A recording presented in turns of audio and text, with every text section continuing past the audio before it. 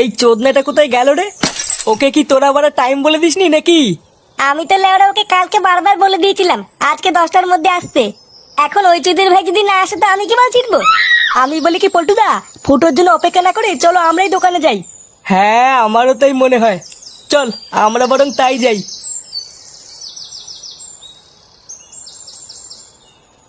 কেন রে বড়া, তুই আমার রংগুলো কেন ওকে দিলি?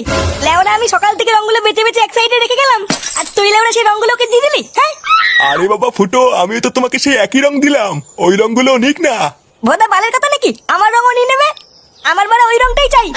নে রে, এ তো মহাজালা, এবার আমি কি করি? লেওরা তুই আমাকে চিনিস না, আজকে যদি আমি আমার এই রংটা না পাই তোর দোকানে গুষ্টি গুদ মেরে দেবো। দেখ চোরের বাচ্চাটা আবার এখানে কখন এলো রে? তাই তো দেখছি গো পল্টুদা, এসে আবার দোকানদারের সাথে ঝগড়াও শুরু করে দিয়েছে। চল তো গিয়ে দেখি কি হলো। কিরে বড়া, তুই এখানে কি গান মারাচ্ছিস? দেখ না বড়া, আমি সকালবেলা এসে কিছু রং এক সাইড করে রেখেছিলাম আর বলেছিলাম কাউকে বেচবি না, আর এখন এই চোদনা সব রঙের কাছে বেচে দিয়েছে। হ্যাঁ তা কি হয়েছে, আরো তো অনেক ভালো রং আছে, ওগুলো নে না।